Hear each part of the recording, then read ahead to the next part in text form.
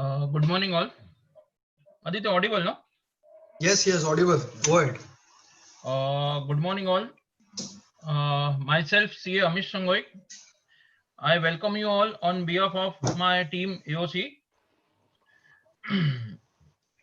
Today, we will be discussing topic on critical issues in ITC and recent update in GST notifications and circulars.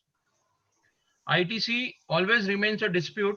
It was there in service tax, central excise, MVAT, and now in GST. In fact, ITC is a fulcrum of entire GST. The section itself starts with section 16. In other words, we can say a sweet 16. And last since 3 years has been passed with the GST, we are used to with the current notifications and circulars. So now कुछ भी नया notification circular आता है तो we are ready for it, how to implement it. We are very honored to have our guest faculty today, CA Ankit Kumar Jain. I welcome Ankit Kumar, sir. Now I request CA Rajesh Poddar ji, a very dynamic chartered accountant, to start the introduction of CA Ankit Kumar Jain. Rajesh ji, unmute कीजिए. Good morning, friends and seniors in the profession. Ankit Kumar Jain is a CA in practice from Mumbai since last 10 years. He is a commerce graduate from Sidham College of Commerce and Economics, Mumbai, and has done his masters in fintech from SP and Global Business School. Currently, he is pursuing technology and fintech laws. His core areas of practice is GST and technology law. He is a regular speaker at various forums and B-School and GST departments. His books on management was launched by actress Priyanka Chopra.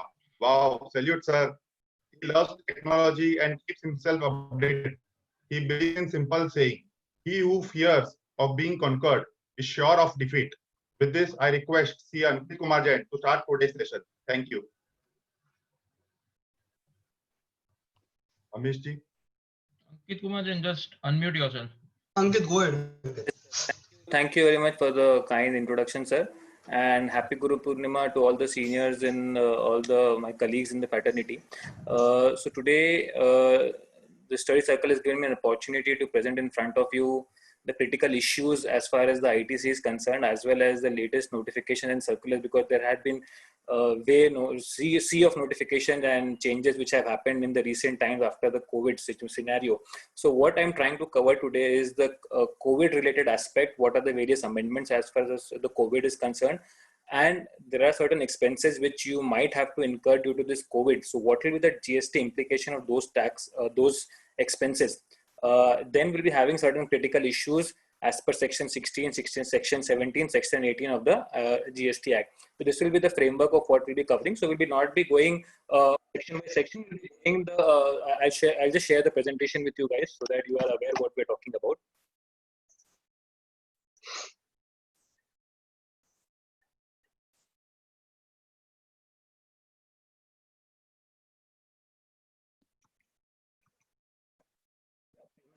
Everybody?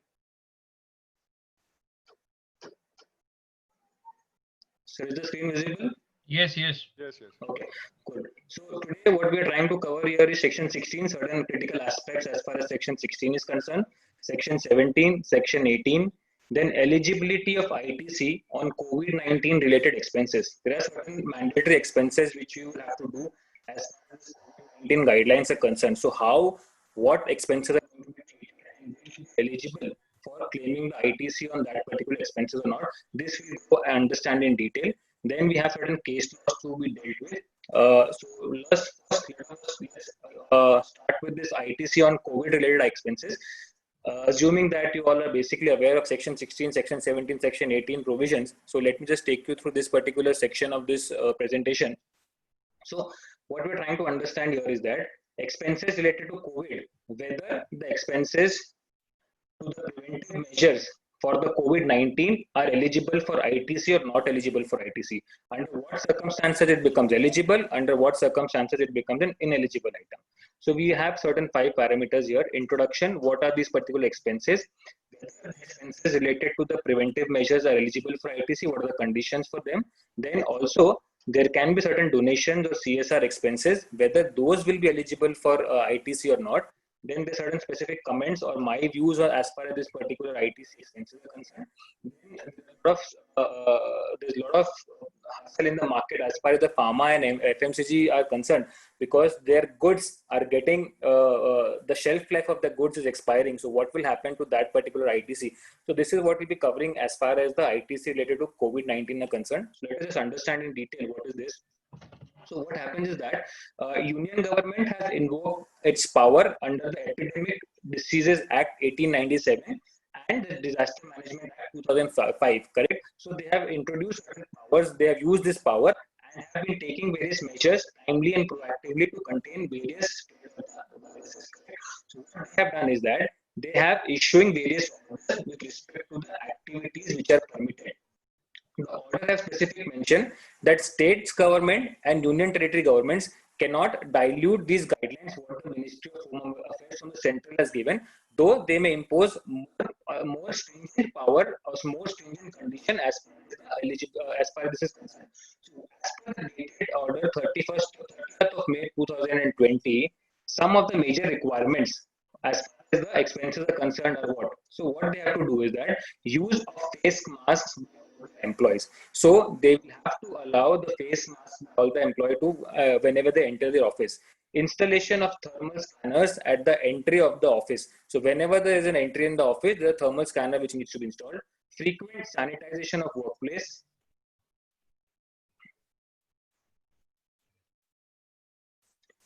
Frequent sanitization of the workplace, particularly of the frequently touched surfaces.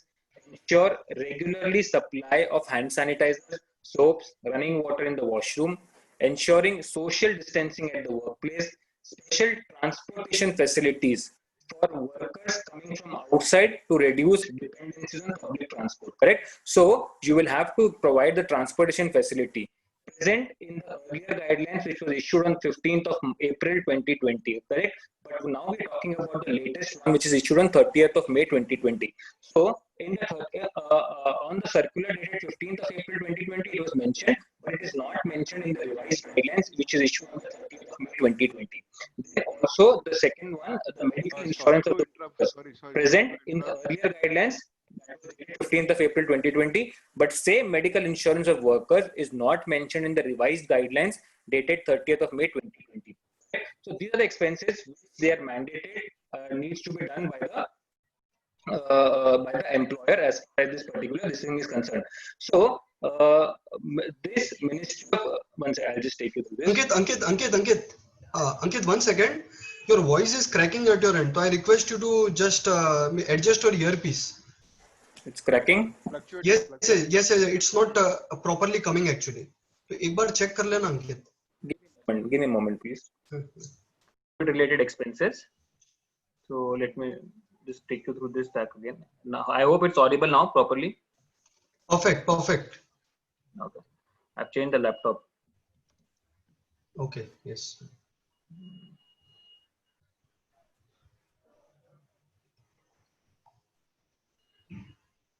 So we were discussing about the expenses which the government is mandating us to as an employer we have to do certain expenses. So whether the expenses related to preventive measures are eligible for ITC or not. So what does section 16 states and what does section 17(5)(b) states is what we have to understand as far as these expenses are concerned. So section 16(5) of CGST Act states that every registered person shall, subject to such conditions and restrictions as may be prescribed under section 49, be entitled to take credit of input tax charged on any supply of goods or services or both to him which are used or intended to be used in the course or furtherance of his business, right? So we have to understand whether these expenses will classify as being used or intended to be used in the course or furtherance of business. So there's a classic example, the classic judgment which has been given in the Honorable Supreme Court by in the Malayalam Plantation Limited in 1964. It held that expression for the purpose of business may include what all activities, right? So it does not only relate to the day-to-day running of the business, but also the rationalization of its administration and modernization of its machinery, correct? So any improvement due to machinery is also included in that particular concept of for the purpose of business. It may also include measures for the preservation of the business and for the protection of its assets and property from the exploration, coercive processes, or assertion of hostile titles. Correct. So anything you want to protect, any title of your business, and if you're doing certain expenses, that would also be classified as the for the purpose of business.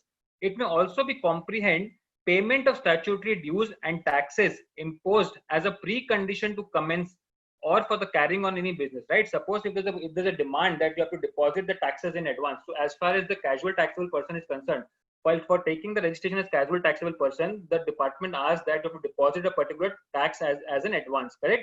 So that also is for the purpose of the business only. It may also bring in many other acts or incidental to carrying on the business of a particular nature. So from the above judgment, it can be inferred. What can we understand from this particular judgment is that expenses incurred by a taxable person to run the business should be termed as expenditure incurred in the course of business. To protect employees from the spread of COVID-19, employer incurs such expenses so that businesses can run smoothly. Since all the expenses incurred are used in the course or furtherance of business, the above expenses are eligible as per section 16.1. So now we have understood as per section 16.1, these particular expenses are eligible. Now we have to go to section 17.5, which talks about the block credit, whether these expenses are eligible or are blocked, correct? So then we move on to understand as per section 17.5, whether the expenses are eligible or not eligible. So what are the expenses as per section 17.5? What does that state? Food and beverages, outdoor catering, beauty treatment, health services, cosmetic and plastic surgery, leasing, renting or hiring of motor vehicles, except when used for purpose of specified therein, that is the commercial purpose, life insurance and health insurance. However, that means, input tax credit shall be available where an inward supply of such goods or services or both is used by a registered person for making outward taxable supply of the same category of goods or services or both as an element of the taxable composite or mixed supply. So in case if these particular items are used for the taxable supply or composite supply, then you can take the inputs of these particular expenses. Further, there's one more proviso which states that further, as per the proviso, right, input tax credit in respect of such goods or services or both shall be available where it is obligatory for an employer to provide the same to its employees under any law for the time being in force, correct? So what it states that any of the expenses, if it has been made mandatory by any other law for the time being in force, then those expenses which you spend will form on that particular expenses, you can claim the ITC. So as we have seen above, that the government has mandated that certain expenses as per the Ministry of Health Affairs, so these expenses would be an eligible item for ITC. So let us understand in detail what are those expenses. I have tried to identify various expenses which can be classified and what are the nature of expenses, whether ineligible as per section 17.5, eligibility if mandated by the law, any other law for the time being in force, and whether mandated by Ministry of Home Affairs as per the guidelines which has been prescribed. So masks, PPE kits for the employees, it is eligible as per section 17.5, yes, because it is not specifically restricted as per 17.5, so it is eligible item. Eligible if mandated by law also, same it will happen. Whether mandated by Ministry of Home and Home Affairs, yes. So that means any expenses which a particular assessee does on procuring masks, PPE kits for employees, those expenses will be eligible for the ITC. Similarly, for sanitizers also, there is no specific restriction as far as section 17.5 is concerned. Hence, we can claim the ITC on that particular expenses as well. Sanitization services for officers, office or factory premises, that also it has not been specifically excluded as per section 17.5. Hence, we are eligible to claim the ITC on that particular item. Now comes the medical insurance of the employees, which have been specifically been told as ineligible as per section 17.5. But as per the proviso, we can claim the credit if it has been mandated by any of the law for the time being in force. So as per the Ministry of Health Affairs guidelines, it has been mandatory for the employer to take the employee's health insurance, medical insurance, correct? So in this situation, we can be eligible as well as not eligible. How? Mentioned in the SOP of social distancing in MHA order dated 15th of April 2020. So as per the order dated 15th April 2020, it has been mentioned that you have to take the medical insurance of the employee. But as per the revised guidelines that has been issued from 30th of May 2020, this particular expenses has not been mentioned, and this particular activity is not been mentioned in the devised guidelines which has been issued by the Ministry of Health Affairs. So as per my opinion, from 30th of May 2020, whatever expenses an employer does for the medical insurance of employees would not be eligible, but whatever expenses has been done from 15th of April till 29th of May would be an eligible expenses. Now here again there will be question that whether this medical insurance is for one particular year or for that particular period. That again is a separate chapter. How do we break up that? How do we split that? That's a different story altogether that we have to deal in detail. So as far as medical insurance is concerned, we have two dates to be important. This is my interpretation. This is what is my understanding as far as this guidelines is concerned. Similarly, any social distancing app, if you're creating for an organization, then it is not an ineligible item as per 17.5, and you can claim the ITC on the cost of making this social distancing application. Now, renting of motor vehicles, more than 13 passengers, including driver, renting of motor vehicles up to 13 passengers, correct? So up to 13 passengers is an ineligible item. We know that. As far as more than 13 passengers are concerned, it is an eligible item, whatever expenses we are doing it. Similarly, as per the order dated 15th of April, motor expenses, renting of motor vehicles has to be done for the employees to reach the particular office. But in the revised guidelines, which is given 30th of May, this has been excluded. This has been not mentioned specifically. So as per my view, from 30th of May, any expenses on renting a motor vehicle as far as the employees reaching the particular office is concerned shall be disallowed, shall not be an eligible ITC. There can be different school of thoughts also, but similarly, renting of motor vehicles up to 13 passengers, including driver for transportation of passengers, it has not been clearly mentioned in the revised guidelines. However, it is very important to note that this can be a point of argument that, however, the guidelines required staggered working hours to maintain social distancing. So if you're going to have a staggered working hours, that means you're working in 3 different shifts. That means by default, for getting the employees to reach their particular office, you guys will have to provide them with the renting of motor vehicles. So accordingly, there can be 2 schools of thought that these particular expenses are not specifically mentioned in the revised guidelines, and these particular expenses are not mentioned, but there is a specific mentioning that the working hours of a particular office shall be in a staggered manner, correct? Now, purchase of ceiling fans, renovation of central air conditioning unit to make it COVID compliant, it is not restricted as per section 17.5, and hence you can claim the ITC on this particular, hence it is an eligible item. It is not even mandatory by the law, and it is not even mandatory as per the guidelines, but whatever expenses you do, because it is not restricted as per section 17.5, you are eligible to claim the ITC on that. Now, life insurance of an employee, it is an ineligible item, and it has not been mandated even by the law, and it has not been even mentioned in the guidelines which is issued by the SOP issued by the Ministry of Health Affairs. So as per my understanding, as per my interpretation, life insurance of employees expenses or whatever GST is that, on that particular expenses also you are ineligible to claim the ITC. This is what is my understanding as far as these guidelines are concerned for the expenses.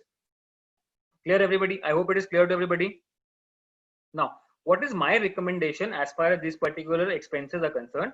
It is recommended that the invoice of all the above expenditures shall be in the name of the registered entity with proper mentioning of GSTN, so that there is no cause of any potential dispute. So it should not generally happen that you are reimbursing the expenses as far as this particular items are concerned. Your employees will come and buy, and then you will reimburse the expenses. It is better you avoid that kind of situation. You take the invoices in the company's name and have the GST number also mentioned on that particular purchase invoice.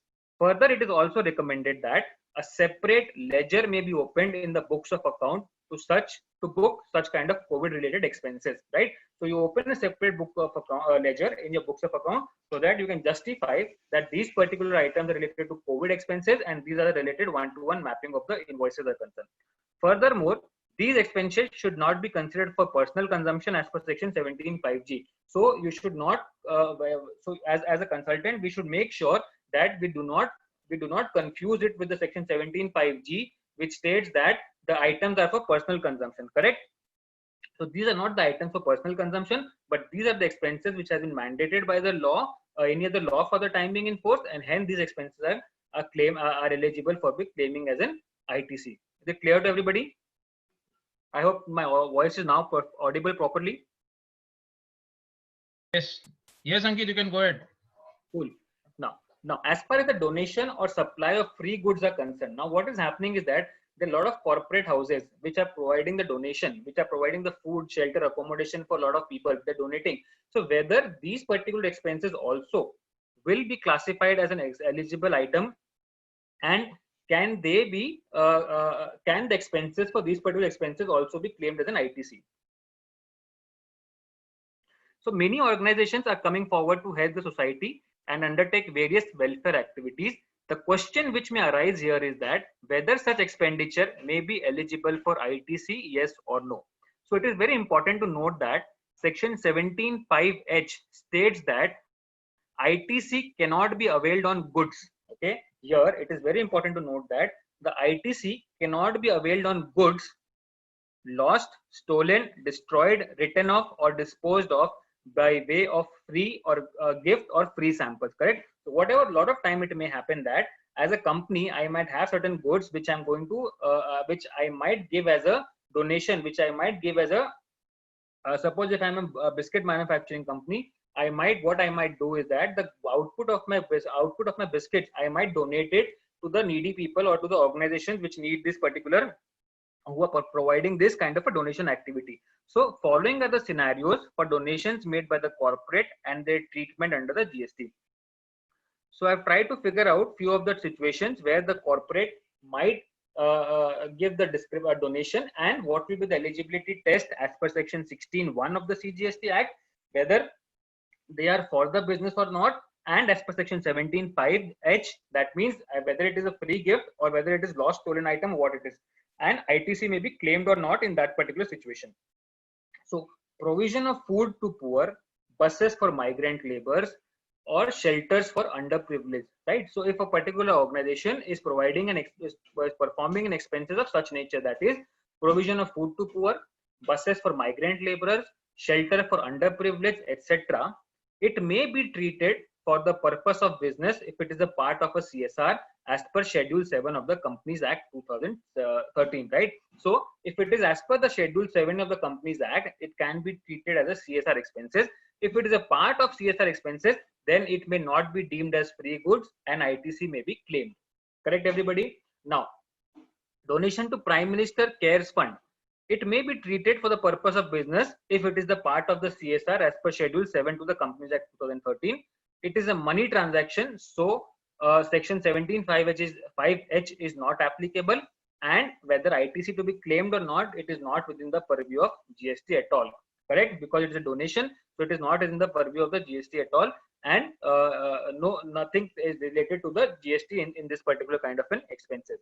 Now, sanitization of colonies of employees. So suppose if I have a building where all my employees are staying, so if I sanitize that particular colony, business expenditure as undertaken for the employees' benefit. So 17(5)(h) refers to goods, and this being services does not become applicable. So 17(5)(h) we can see clearly is applicable only and only for goods, and it is not applicable for services. Correct? So 17(5)(h) here refers to goods only, and this being a service expenditure, that is, you are getting the sanitization of the colony, this will not hit the test of 17(5)(h), and ITC may be claimed for this particular expenses. Now, donation to any NGO, etc., if it forms part of your CSR as per Schedule 7, then you can then it is allowed, and because it is again a monetary transaction, it is not within the purview of the GST. Now, specific comment I have to make here: Schedule 1 to Section 7, which is basically the transactions without consideration. The implication of Clause 1 of Schedule 1 to Section 7 of CGST Act, which states that permanent transfer or disposal of business assets where input tax credit has been availed shall be treated as a supply. Correct? That means here, if in kind of a donation, if I am disposing of my certain transfer of business, disposing of or transferring business assets on a permanent nature and I've already claimed the input on that particular item, then this particular section may also be analyzed while supplying goods, that is business asset, for COVID relief measures, specifically in cases which are not covered under mandatory CSR activities. So you will also have to look into this particular schedule 1 section 7, where you have to understand whether this transaction would be classified as a supply without consideration, yes or no. And then you will have to understand, you have to relate it with the COVID relief measures specifically, and then you have to come to a conclusion whether you can claim whether it will be classified as supply or it will not be classified as supply. Clear, everybody? Now we move on to one more sector, which is a very hot sector, pharma and FMCG companies. Now, whether they will have to reverse the tax credit availed on the goods destroyed due to COVID-19 lockdown. So what happens in pharma and FMCG is that particular item, that particular goods have a shelf life. So whether if the shelf life is over, then what will happen? The goods will not be able to sold. So what will happen in this scenario? Will they have to reverse the ITC, or what is the scenario there? So many FMCG and pharma companies that have paid goods and service tax on raw materials and services used to manufacture perishable goods are staring at a situation where they will have to reverse the input tax credit availed, right? Because what they've done is, while procuring the goods and raw material, for procuring the raw material and services, they have already paid the GST on that particular item as the goods, and they have manufactured a final product, but these goods could not be sold before the expiry date due to the nationwide lockdown, correct? So now what will happen? These goods are not been sold, but they've already procured the raw material and services to manufacture this good. So as per the GST framework, what happens is that companies have to first pay the GST on raw materials or services used to make the product, correct? Whenever we're procuring the raw material, we have to make the payment of GST. Companies can avail this GST, this credit, once the final product is sold to distributor or to wholesaler, right? So as a manufacturer, once I sell this particular product to the wholesaler or to the distributor, then only my supply will be affected, my supply provision would hit, and then only I can avail the credit of that particular ITC, correct? The wholesaler or the distributor could get the GST credit when they sell the product to the retailer. Now, when the wholesaler will get the credit distribution, when the wholesaler will get the ITC, the wholesaler or the distributor could get the GST credit when they sell the product to the end user, that is the retailer. Now, what happens if the retailers are coming back and saying that they are unable to sell the product as their shelf life has passed, right? What happens if the reseller is going back to the wholesaler, and wholesaler is going back to the manufacturer that these products could not be sold because of the shelf life has been passed?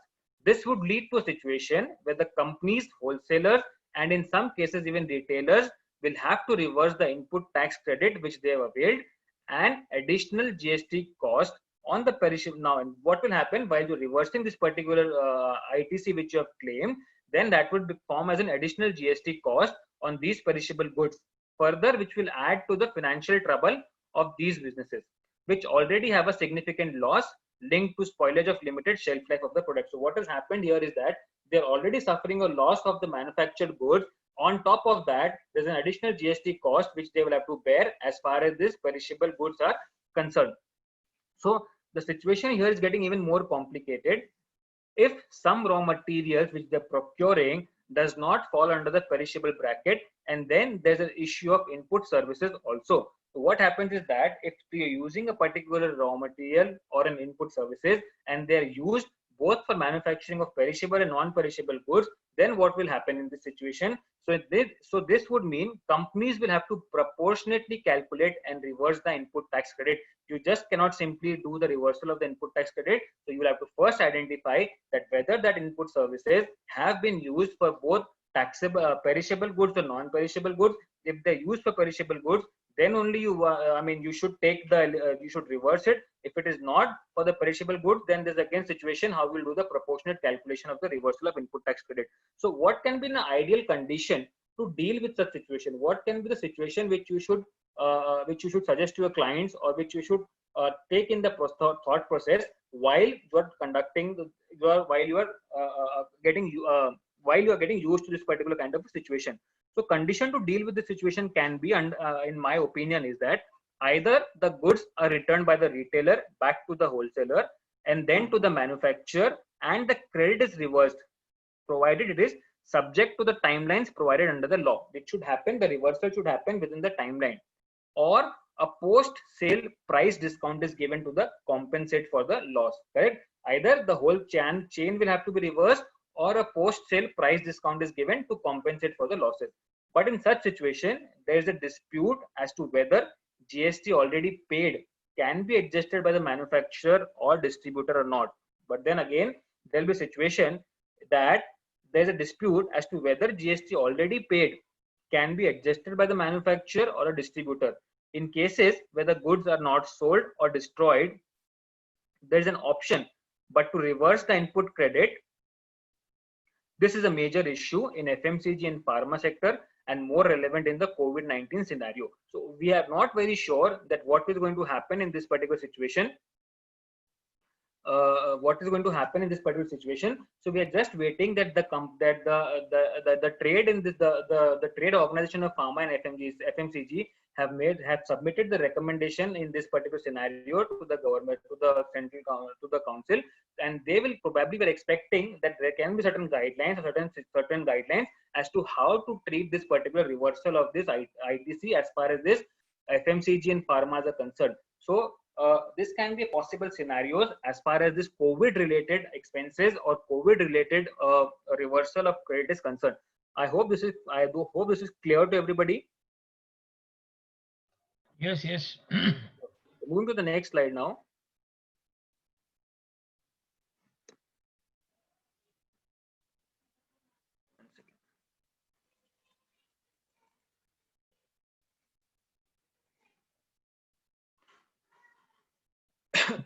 Now we'll move on to section 16 and certain understanding of section 16. Section 16 being the base of the ITC, we have to understand when the particular ITC gets vested in our hands or not, right? As an assessee, as a taxpayer, when the particular ITC gets vested. So once we understand the vesting provision of the ITC, it becomes very simple for us to understand what will happen in section 17 and section 18. Let us first go in detail of section 16.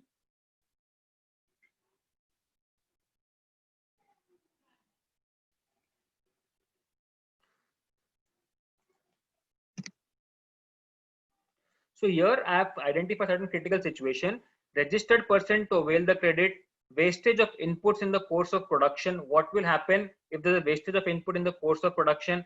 Whether an input output nexus is important or not. Costing pricing interrelationship. GST credit is subject to conditions precedented or conditions subsequent. Whether the conditions are pre-conditions or post-condition, that also we'll have to understand. Then the time limit, whether it is a limitation or a prescription. We have to understand the term, whether it is a limitation or prescription. Then deemed receipt of goods. Under what situation the goods are classified as deemed receipt of goods. Then what is the concept of unmatched credit, capping at 20%, 10%, and various issues and concern as far as the section 16 is concerned. Let us understand this in one by one. So registered person to avail the credit. So what does this mean? Input tax credit would be available only to a registered person, and to a limited extent a pre-registration credit are availed under section 18(1), provided that you have applied for the registration within 30 days of you becoming liable for the registration, correct? So only if you have done that particular thing under section 18(1), that you have applied for the registration within 30 days, then only you can claim the ITC of the period from which you have become liable to registration till the date of application, or till the date of you getting the final allotment of number. So ITC is available only and only to registered person and not in the case of unregistered person. So there was a catch here that as far as the service tax is concerned in the previous regime, what used to happen is that if suppose I was below 10 lakh limits and I had not registered for the service tax for some reason, or then there's no story. But if suppose I have made the turnover 25 lakhs, 30 lakhs, 40 lakh rupees, and I have not registered for GST, and then I get notice from the department that why have you not, show cause reason as to why you have not applied for the GST, service tax registration, and you are liable to pay so and so service tax, correct? So what used to happen in the previous law was that here we have understand the word registered. As far as service tax was concerned, every liable person was eligible to claim the credit of the ITC, correct? So what used to happen is that there was a contest. We used to contest that because it states that every liable person can avail the ITC. When you are saying the department is stating that you are liable to get registered, then whatever is the ITC of that particular period, I will also claim the ITC and I will pay the difference of the payment of service tax. But as far as the GST is concerned, this ITC is available only and only to registered person and not to the liable person. So it is very important to understand that you can claim the ITC only and only if you're classified as a registered person and not a liable person. So every registered person subject to section 49 payment of tax shall be entitled to take credit of input tax charged on any supply of goods or services or both to him which are used or intended to be used in the course or furtherance of business. Refer to the registered taxable person in question and not the legal entity. Now here we have to understand that it is in the course or furtherance of his business and it refers to the registered taxable person in question and not the legal entity. Now what do you mean by this is that input tax so what happens is that in under one PAN number you might get registration in different states with different GST numbers, correct? So you have to understand that you are eligible to claim the ITC only and only if it relates to your own business or the business of a particular state, and you cannot claim the ITC of Maharashtra in Gujarat or Gujarat in Maharashtra. So we'll understand this with an example also. That is, input tax paid in a state must not be in relation to the business of the taxable person in another state, right? So let me just take you through this with an example so you guys can clearly understand what I'm trying to explain here. A company has branch A, which is registered taxable person in Andhra Pradesh.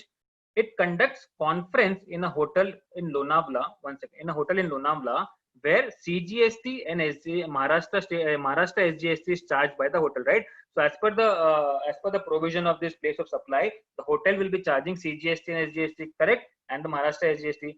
The company also has a branch M, which is registered taxable person in Mumbai. Now what is happening is that there are two branches. One is branch A in Andhra Pradesh and branch M in Maharashtra, correct?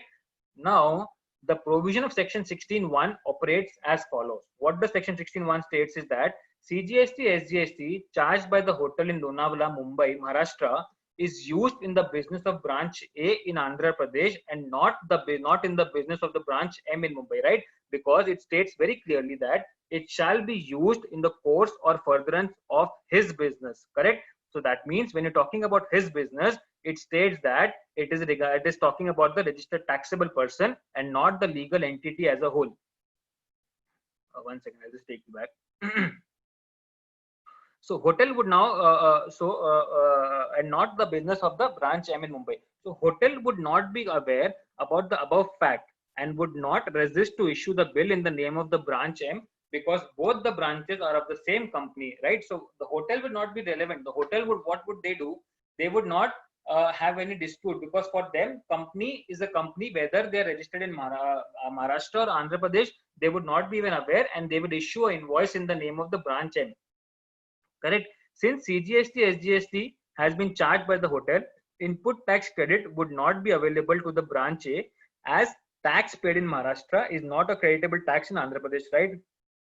So branch M may be compelled. So what will happen in our thoughts? We will be compelled that branch M may be compelled to forego the tax paid to the hotel. However, there may be an urge. We might have an urge to save this loss by providing the GST number of the branch M to the hotel. So what will happen is that due to urge to save the GST, what we'll do is that we might give the GST number of Maharashtra to this particular hotel. In fact, the company is rightly required so under this situation, what can be the best solution? The company is rightly required to obtain the ISD registration in Maharashtra and distribute this credit entirely to Andhra Pradesh, but branch M in Mumbai cannot justify this input tax credit as it is not used by him in his business, but it is used by another, that is distinct person in that order, distinct businesses. Care should be taken to verify whose business expenses each input tax is. Care should be taken to verify whose business each input tax credit relates to. That is, which is the exact distinct person who is eligible to each item of credit. If the nexus is established between the service of the hotels and the business of the branch M, input tax credit may be availed by the branch M. Nexus emerges only and only if inter-branch supply of services occurs between branch M and branch A, and or alternatively based on the amount of potential credits of branch A being a CGST, MGST, Maharashtra State Act amount and forfeited as the credit of the company may decide to obtain ISD registration in the state of Maharashtra and transfer the same amount as IGST from Maharashtra to Andhra Pradesh. So simply stating, it states that either you create a nexus that there's a transaction between branch A and branch M, and then you take an ISD number in the branch M and transfer this particular ITC to the branch in Andhra Pradesh. So the point here is to make you understand is that all the expenses need to be verified that it is only for this particular registered taxable person and not for the entity as a whole. Correct? Now we move on to the next scenario: wastage of inputs in the course of production. Right? So whether the wastage of inputs in the course of production, what will be the scenario? Wastage during the course of production of finished products does not cease to be used or intended to be used in the course or furtherance of business, right? So what happens is that whenever you're procuring, what the section 16 states is that for claiming the ITC, that particular purchases shall be used or intended to be used in the course or furtherance of business. Now, as far as the production process is concerned, there can be situation where there's a normal production wastage or there's an abnormal production wastage, right? So whether there's this wastage would be seizing the term used or intended to be used for business or not. So we'll have to understand this in detail.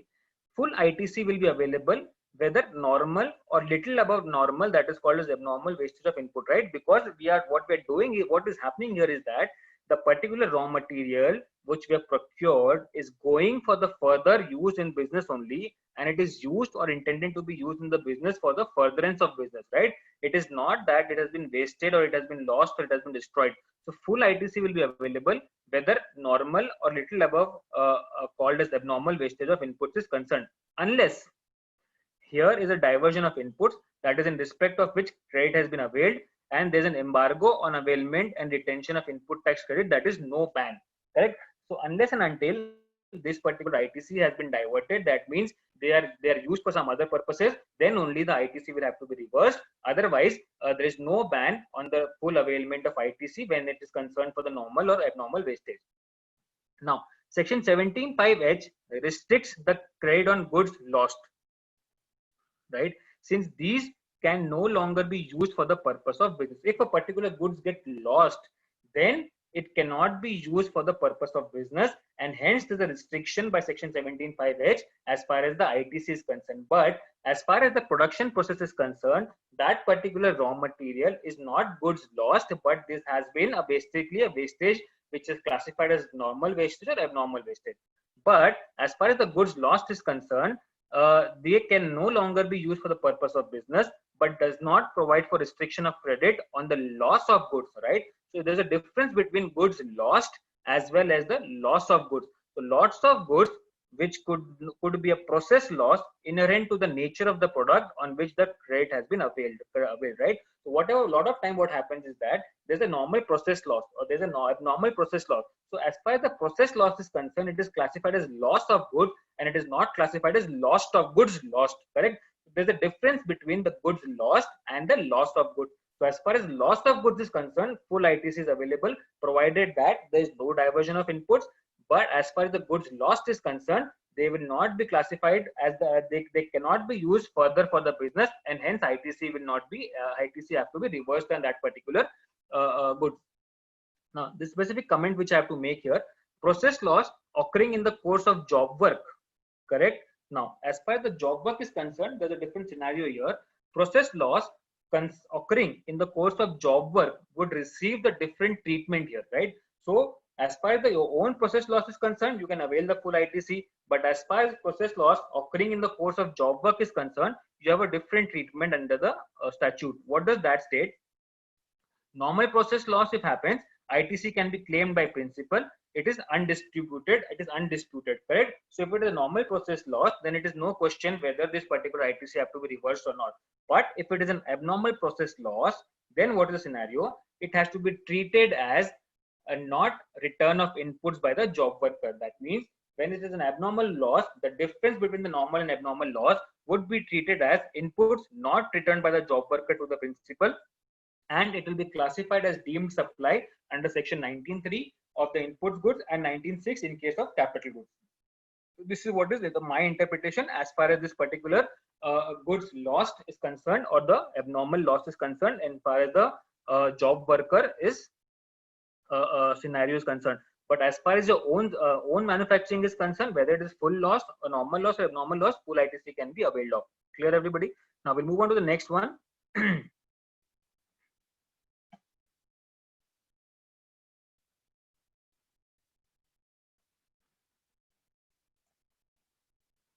Now, whether an input-output nexus is important, what used to happen in the service tax regime and the excise regime was that whether the inputs and output have to be mapped one by one. So whether this particular concept is available in section 16 also, in GST also, let us understand whether an input-output nexus is important or not. So what we're trying to understand here is that we're just trying to build the foundation as far as section 16 is concerned. That means what particular kind of expenses and what we have to look in as far as section 16 is concerned, because the lot of disputes would be coming as far as the ITC eligibility is concerned. So what are the challenges which you might face, and what may be the possible scenarios in relation to the previous laws which might occur. So these are situations which in general might occur as far as the assessment would be concerned. So this is very important for you to understand the base wise that why a particular item can be classified as an eligible or ineligible item. Now, the erstwhile Senbed credit rules 2004 allowed the credit of inputs and input services used for manufacturing of excisable goods or for rendering of taxable services, right? So I could avail the ITC on inputs if it is manufacturing, on the input services if it was for the taxable services. But the credit under the GST law is available on procurement which are used or intended to be used in the course or furtherance of business. So there is no distinguish whether it has the separate treatment for input services. It is only one particular thought process is there. That means whatever is the procurement which you're doing, there has to be clear intention where that is it is used or it is intended to be used in the course or furtherance of business, right? Let us look an example with this. An air conditioner is installed, correct, in the cabin of managing director in Maharashtra. He has no correlation with the car manufacturer at the factory, which is in Gujarat, correct? So the managing director is sitting in Maharashtra, Bombay office, and he has installed an AC, and the manufacturing of the car is happening at the plant in Gujarat. So is there a one-to-one nexus? Is there input-output nexus? No. But the credit of tax relating to such air conditioner would be available since the air conditioner has been installed for the purpose of business. So important point here is to understand is that whether this particular procurement is used or intended to be used in the course or furtherance of business or not. Clear, everybody? Now, next, costing, pricing, interrelationship. Let us understand this concept also. Credit may be availed in respect of inputs whose cost may not be included in the pricing of the product and consequently not included in the transaction value. So I'll repeat once again, credit may be availed. Credit may be availed in respect of inputs whose cost may not be included in the pricing of the product and consequently not included in the transaction value.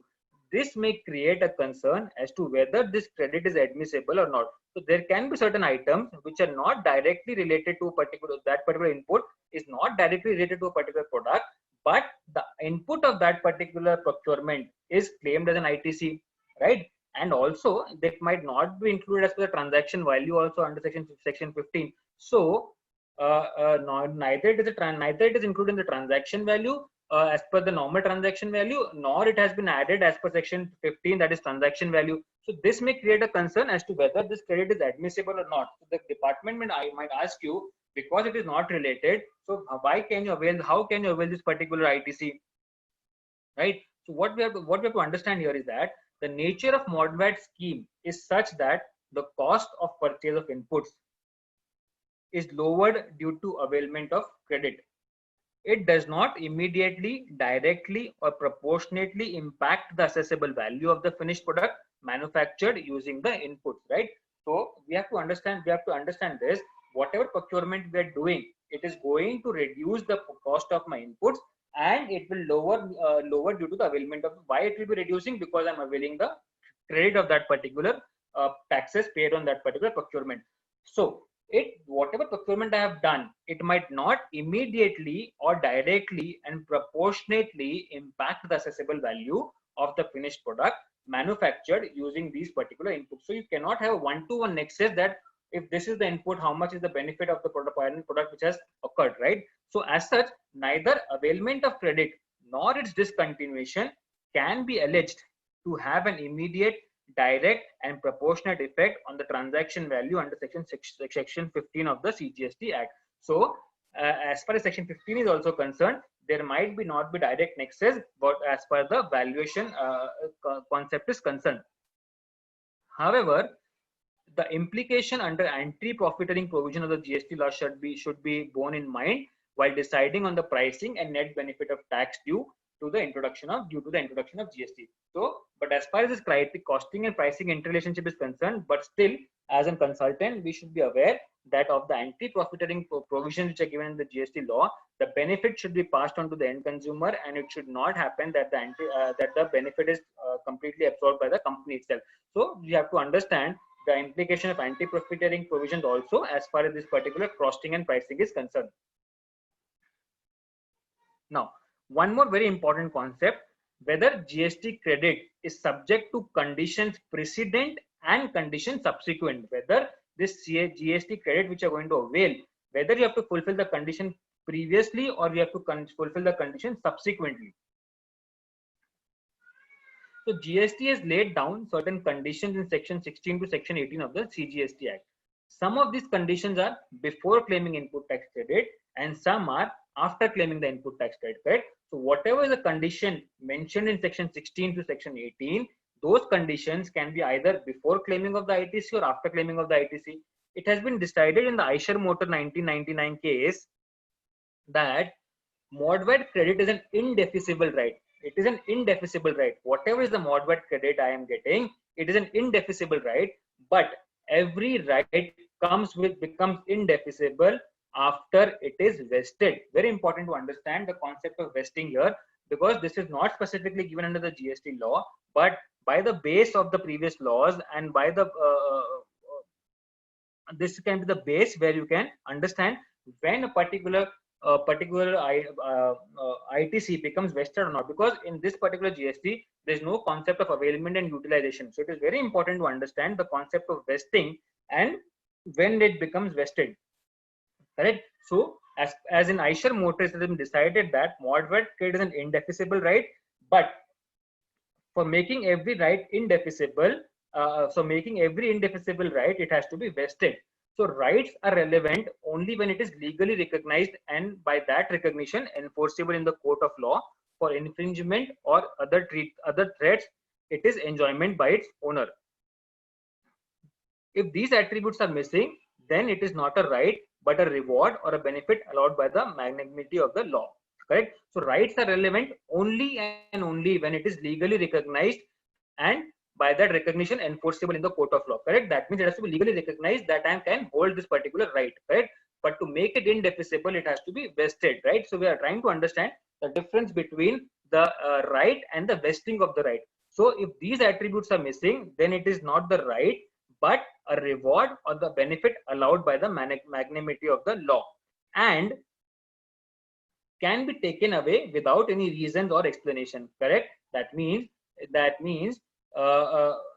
this legally recognized and it can be and enforceable by law for the infringement or other threats as it is enjoyment by its owner. So these rights become my rights and I can enforce it as per the law. If these attributes are missing, if it is not giving me a legal recognition or the legally recognized ITC is it is not a legally recognized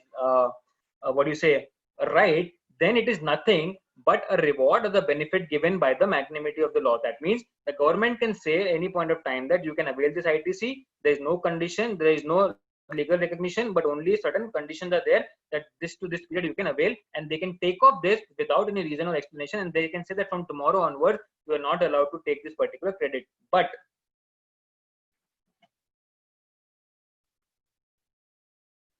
But lawful rights, once vested, whatever rights you are getting lawfully, once vested becomes indefeasible, and until they are vested, these rights are inchoate, that is information. We have to very much understand that the rights what once vested becomes indefeasible, and until they are vested, these rights are in inchoate, correct? That means they are in process or in formation.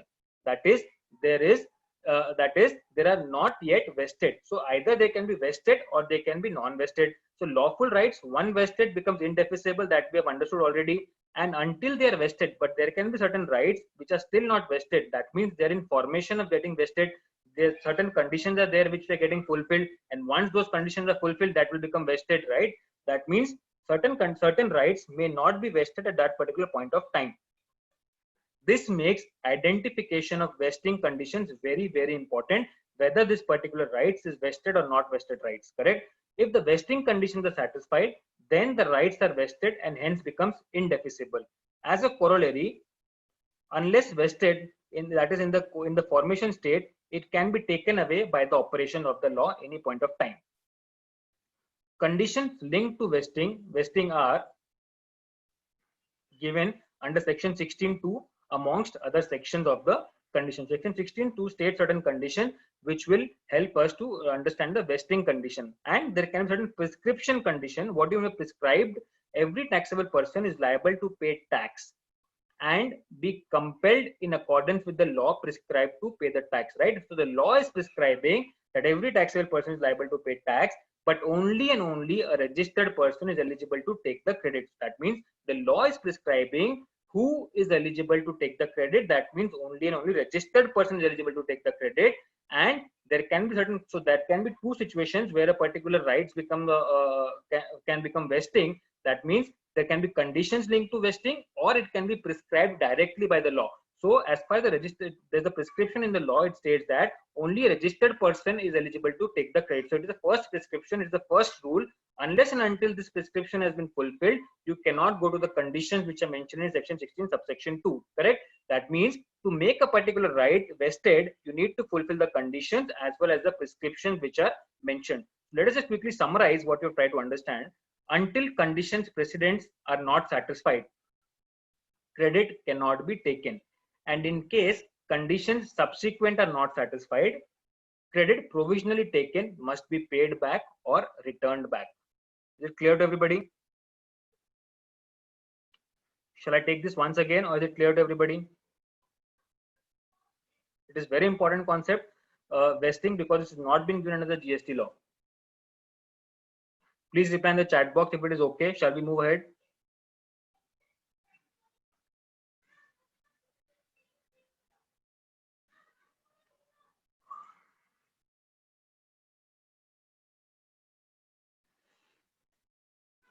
Let's move further. Now, time limit, whether it is a limitation or a prescription, whether the time limit, whether it is a limitation or a prescription, correct? So limitation is when a right continues, but it is no longer enforceable after lapse of certain time, correct?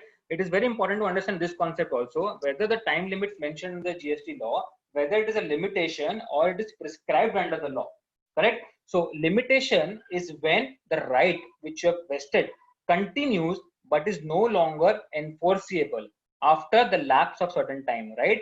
And prescription is when the right itself vanishes after lapse of specified time, correct? So there's a difference between the limitation and prescription. Limitation is what? The right continues, but it no longer is enforceable after the lapse of certain time. But as far as the prescription is concerned, the right itself vanishes after the lapse of specified condition. Let us look into this with an example, you will understand. For example, input tax credit claimed by the exporter is a vested right. We know that if it is an exporter, whatever the input right it has, it is a vested right. And in case of, and when she does an zero-rated supplies, exporter is eligible to claim the refund, correct? That is what is there. In the event refund is not filed within 2 years, so he has to claim the refund within 2 years. But if in the event he has forgotten to file the refund within the 2 years from the relevant date, the refund is barred, correct? So you cannot claim the refund. But, and thus this does not mean the credit is liable to be reversed, correct? this does not mean that I am going to forego my credit. It will continue and may be utilized for the payment of any output tax by the same exporter. I am being there's a limitation on claiming the refund, but there is no prescription that this particular ITC will become lapsed after the period of 2 years. Correct? What happens in this scenario is that it does not mean the credit is liable to be reversed, but it will continue and may be utilized to pay any output tax by the same exporter. Here, the 2 years time limit to claim refund on zero-rated supply is a limitation. Notice that the right, that is input tax credit, remains, but it is no longer enforceable, even though the conditions of making zero-rated supplies is met to receive the refund. Is it clear to everybody? That means what is happening is that there's a limitation as far as the time limit is concerned is to claim the refund. But that does not mean that your right in that particular ITC is vanished. But as far as the prescription is concerned, time limit for prescription is concerned, prescription is when the right itself vanishes. The right itself vanishes after lapse of specified time.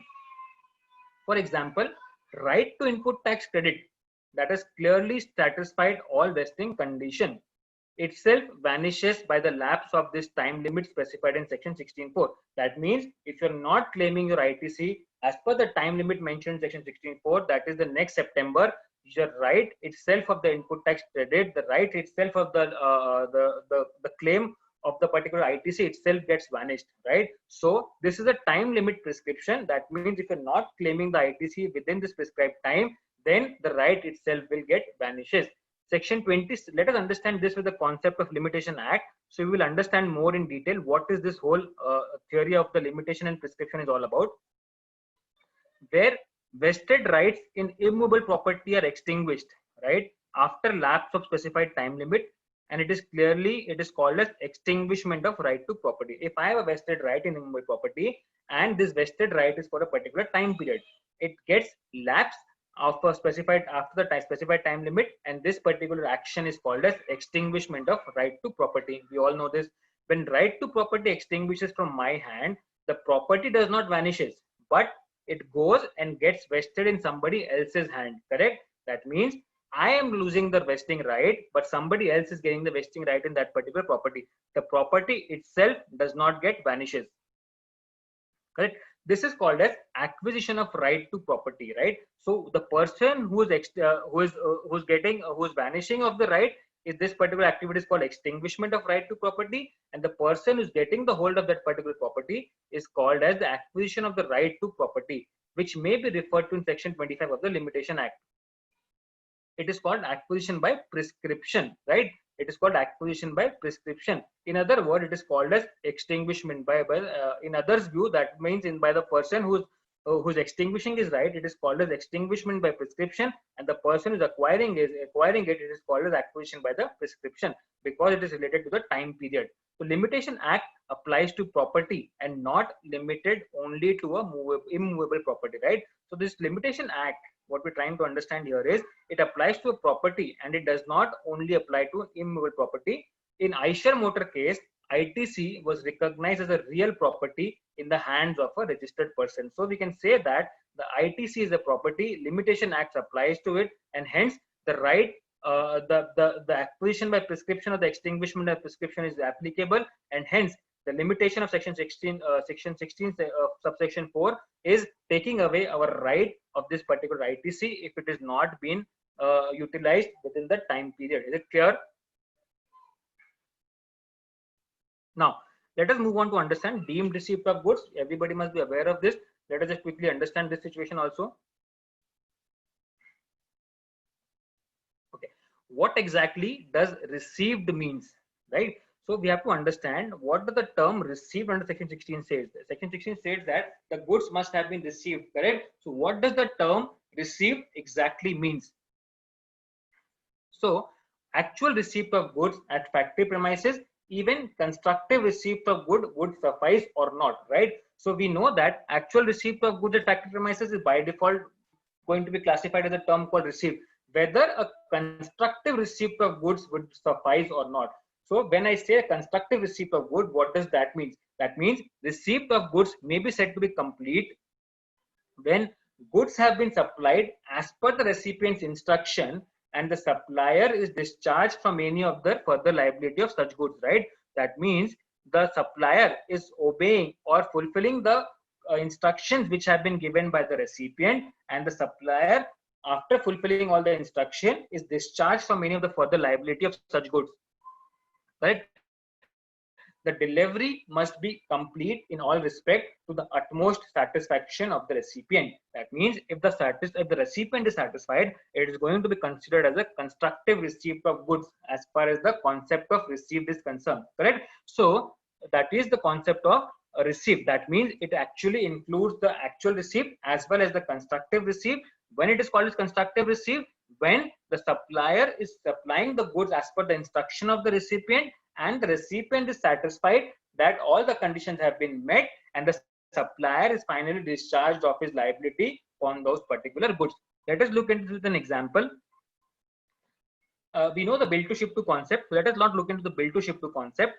An interesting scenario may be encountered when goods imported by a registered person, right? That means I am a registered person, I am importing certain goods, are supplied directly to his customers in India from the port without bringing such imported goods physically to his factory premises, right? So what is happening is that I am importing certain goods in Bombay port, but I have a customer who has to take these goods to Pune. So I will not bring the goods to my factory, but what I will do is that I will directly sell the goods to my Pune customer, right? So here what is happening is that the goods are not physically coming to my factory premises, right? So whether this would be classified as received or not. So would the importer still be entitled to ITC of IGST paid on the imported goods, although such goods are never received at his factory premises? The answer to this is yes, because the importer, after fulfilling all the import formalities, is deemed to have received the goods and thus eligible to avail the input tax credit of the IGST paid on the imports, correct? That means whatever is the formalities, he has fulfilled all the formalities, and then only he has done the particular sale transaction. So it is not mandatory that there should be actual receipt at the factory premises. There can also be constructive receipt of the goods. So we have to understand case to case basis whether this receipt would be classified as actual receipt or it will be classified as constructive receipt.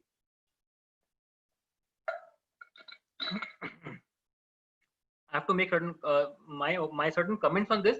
This fiction of delivery of goods or services is not an attempt at encroaching upon the place of supply provision. That means this particular deeming provision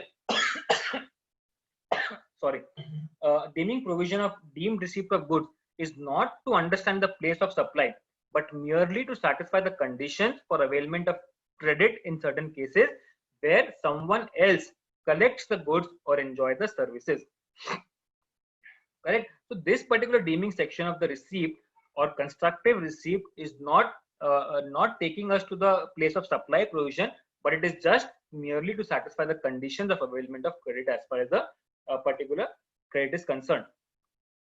Give me a moment, I'll just have a glass of water.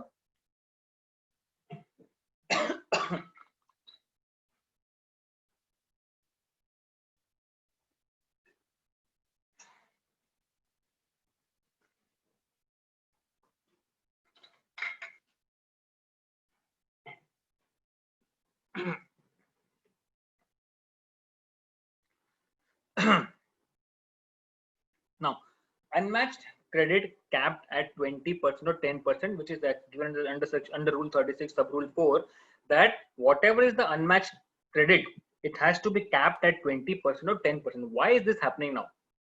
Let us understand this concept also. Section 16(2)(c) places an onerous burden on trade to claim credit after tax has been deposited by the government, deposited with the government by the supplier. Section 16(2)(c) states what? That the onus of the burden is on the recipient to claim credit only after the tax has been deposited with the government by the supplier, correct? It is very clearly specifically mentioned in section 16 subsection 2(c), correct? That means the onus is on the recipient who is going to claim the credit. This is condition precedented to claim recipient, right? So unless and until this particular condition is fulfilled, you cannot claim the ITC. So the trade is unhappy with this impossible eventuality, right? What does the recipient state is that it is not in my hand whether my supplier is going to fulfill this particular condition or not. So the trade is unhappy with this impossible eventuality of forfeiting credit for default of the supplier that recipient is not able to exercise control over. So recipient has no control over the supplier. So the recipient is unhappy that this is an impossible eventuality and I am not going to forego this particular credit. Now, the government has to say something in this. The government's response to this is this impossible eventuality is that credit cannot be given in respect of tax not received by the exchequer. So government response to this is that impossible eventuality is that credit which cannot be given to the recipient in respect of tax which the government has not received. The government said that because I have not received the tax, I cannot give you the credit of this particular tax. To balance both the sides, government has enabled GSTR 1 filed by the supplier to appear in GSTR 2A of the recipient, correct? So what is happening is that is a matching concept. So the supplier has to file by the GSTR 1 and it will reflect in the GSTR 2 of the recipient, though this itself has no assurance that the supplier has subsequently filed GSTR 3B for the entire turnover reported in GSTR 1. So it may happen that in GSTR 1 the supplier may show that this is a particular supply, but it does not give us an assurance that the GSTR in the GSTR 3B, the subsequent GSTR 3B, the entire turnover will be reported of this particular form GSTR 1.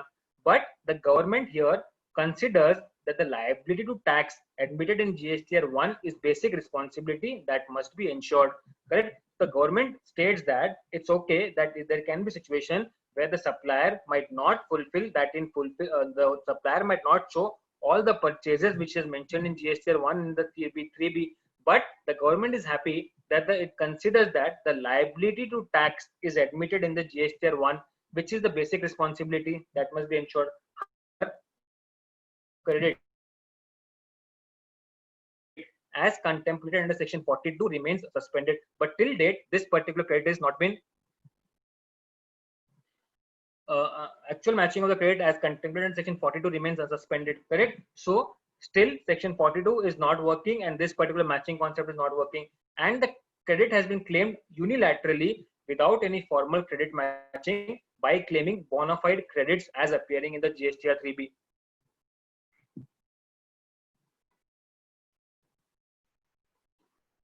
Correct. So rule 36(4)(b) has been inserted wide notification number 49/2019 dated 9th October 2019, and it appeals to all the returns filed after 9th October 2019, that is to September returns as well. Correct. What does that state? Eligible credits appearing in GSTR 2A will be allowed. That means total credit minus ineligible credit under section 17(2), 17(5), etc., and additional unmatched ad hoc credit of 20% of eligible credit from 2010 is restricted to 10%. Any claim, it is important to understand here is that any claim of higher amount of credit could come in for the scrutiny under section 61 with possibility of demand to reverse such excess amount. So there can be scrutiny under section 61, and for this particular scrutiny, which can be issued even without the notice under section 73 or 74. Now, the problem here is that the GSTR 2A itself is a dynamic document, right? It keeps on changing. That will change as and when the supplier uploads GSTR 1.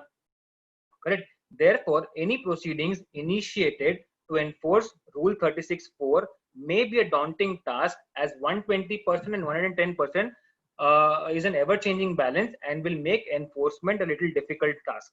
Correct. Especially because supplier who would be filing the quarterly returns whose December quarter upload will promptly flow credit into September 2A balance if the date of invoice is correctly reported by those supplier. For this reason, so there's a problem in this. So experts advise that bona fide credits cannot be denied if they are reported in GSTR 1 in the due course, right? Even if they're reported in the due course, the bona fide credit, the bona fide ITC cannot be denied. Government's move in introducing this new sub-rule must be seen as an anti-avoidance measure to give teeth to the claimant of non-existence credit. That means the non-existent credit will be caught here taking advantage of the current facility of allowing unmatched credit to be claimed unilaterally. However, the present dilemma is real and paves the way for adoption of new simplified returns. So this particular dilemma, this particular calculation itself is very tedious, and this particular situation calls us for the simplified new returns which they are proposing to be launching. Right. So this is what is there as far as section 16 is concerned.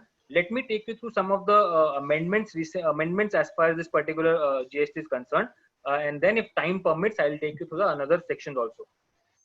One second, I'll take you through the.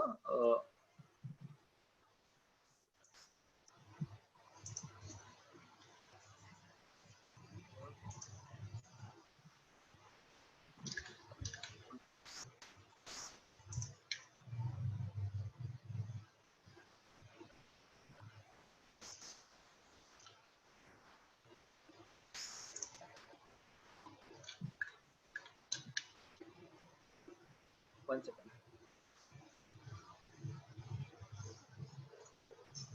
I'm just changing the screen. Just hold on for a minute. Yes, go ahead, Ankit.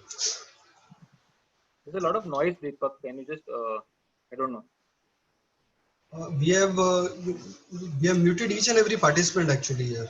We have muted each and every participant. Okay. Fine.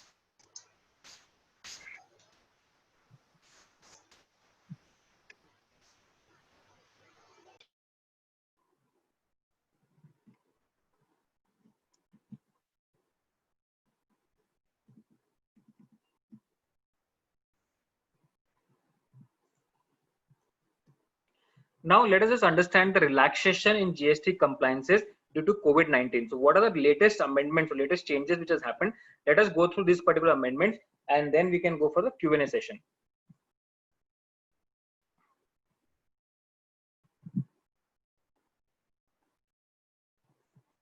So amendment in Rule 36(4) of ITC, right? So as we know that this 110%, 120% has to be done. So what they have done is what they have done is now what you can take all the credit as per the monthly returns, monthly 3B, and for the month of September you have to do a cumulative adjustment and then only file the particular return. So what is the situation before amendment and after amendment? Let's quickly understand this situation. So the registered person shall be required to claim ITC to the extent of 110% of eligible ITC getting reflected in GST at 2A of the tax.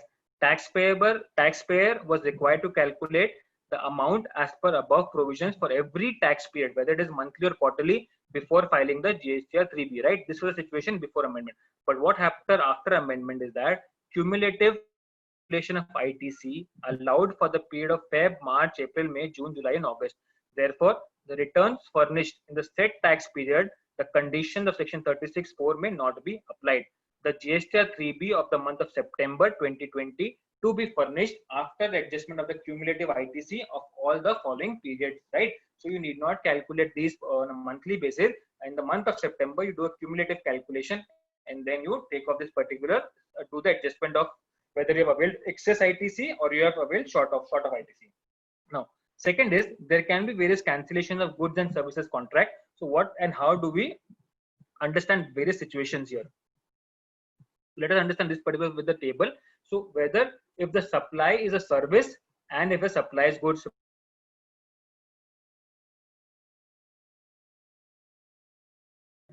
For that advance, the first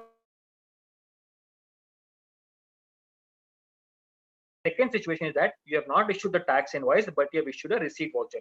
So under first situation, where the supply of service is there, advance is received, and the tax invoice has been issued before the supply of service, the contract cancelled before supply of service, right? The contract has been cancelled before the supply of service itself. That means I have not issued the supply the service and the contract has been cancelled. But because I have issued the tax invoice, I would have paid the tax amount on that, right? What has happened is that credit notes to be issued under section 34 of the CGST Act for reduction of tax liability. Details of such credit note shall be declared in the return for the month during which such credit note has been issued, and there is no need to file separate refund claim. Correct? So what is happening is that you issue a credit note and mention that details of credit note in the month in which you are issuing this particular credit note. when there is no output liability against which a credit note can be adjusted, right? If you do not have an output liability against which the credit note can be adjusted, that means you have paid excess, then you can file for the claim of refund and under the heading excess payment of tax in if any through the form GST RFD 01. Very simple. That means advance has been received but supply has not been done, the supply of services has not been done, and because advance has been received, you have issued the tax invoice. Because you have issued tax invoice, you might have paid the tax particular portion of that particular invoice. So what happens in this situation? Because the contract is cancelled, you issue a credit note. The details of this credit note is mentioned in the returns of the month in which you issued the credit note. And if this credit note tax amount cannot be utilized for setting off your liability, then you can apply for the refund under form GST RFD 01 under the heading excess payment of taxes. Similarly, for services, you have received the advances and there's a receipt voucher you have issued. You have not issued a tax voucher, but what you have issued is a receipt voucher. Contract has been cancelled before the supply of service. Same situation here, but the only difference is that in above scenario, you have issued tax invoice and in here you have issued receipt voucher. So issue a refund voucher under GST. Because you have issued receipt voucher, to nullify the effect of receipt voucher, you have to issue a refund voucher. Refund claimed to be filed by filing form RFD 01 under the category refund of excess paid of payment of taxes, right? In case of services, we know that in case of advances also, you have to make the payment of the taxes, right? So because you have received the advances in payment in advance, you might have paid the taxes also. So in that scenario, you'll have to claim the refund under RFD 01. If this, but right, because you're not filing a credit note, you cannot show the details in that particular month. So only situation what is available to you is that you'll have to claim the refund. Clear? As far as goods is concerned, goods supplied, tax invoice has been issued and goods are returned for some of the reason. So credit notes to be issued under section 34 of the CGST Act, reduction of tax. It is similar to the first scenario where services and tax invoices issued. Details of such credit notes shall be declared in the return for the month during which the credit note has been issued. There is no need to file separate refund claim. When there is no output liability against which a credit note can be adjusted, refund claim allowed under excess payment of tax, if any, through form GST RFD 01 has to be filled. Correct, everybody? So this is a scenario where a particular contract of goods or services may be cancelled due to this COVID situation. Third, now let us understand two more things. Deferment for filing of refund claim if expiring on 31st of March 2030. So in case if there's a deferment of filing of, if I have a refund claim which can be filed maximum up to 31st of March 2030 and there's a deferment. So where the timeline for refund compliances falls during the period of 20th March to 29th of June, the same stands extended till 30th of June. So any of the refund which was supposed to be filed from 20th March till 29th June can be now filed up to 30th of June.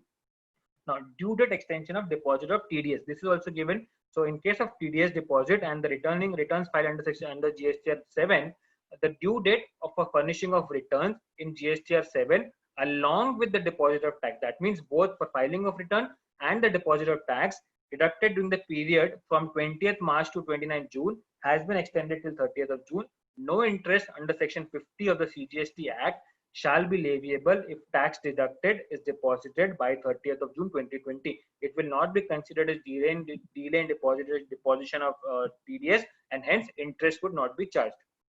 Now, as far as the GST PMT 09 has been introduced, it has been introduced by notification number 37. What does this GST PMT 909 says? That means you can interchange the balances which is available. So GST PMT 9 ensures that the GST portal enables the taxpayer to make intra-head or inter-head transfer of the amount available in electronic cash ledger. So by mistake, if I made the payment in the cash ledger of CGST and I want in the SGST, or if I made in penalty, I want an interest, any other those situation can be made adjusted and while filing the form GST PMT 09. So form GST PMT 09 provides flexibility to the taxpayers to make multiple transfers from more than one major or minor heads to another major or minor heads if the amount is available in the electronic cash ledger. That means it is only for the electronic cash ledger and not for the electronic credit ledger. Now, what are the steps to file PMT 09? Quickly, I'll take you to that. Login with the login valid credential. You go to the services tab, ledger, electronic cash ledger, file PMT 09 for transfer of amount option. After the form GST PMT 909 is filed, what is generated is that ARN is generated for successful filing. An SMS and an email is sent to the taxpayer on his registered mobile and email ID. electronic cash ledger will get updated after successful filing of the form GST PMD09. Filed form GST PMD09 will be available for view or download in the PABF form. This is how you can fill the GST PMD09 and transfer the heads, the major and minor both in the electronic cash ledger, provided the amount is available in the electronic cash ledger. Clear? As far as the bill of e-way bill is concerned, there's an extension of the e-way bill also.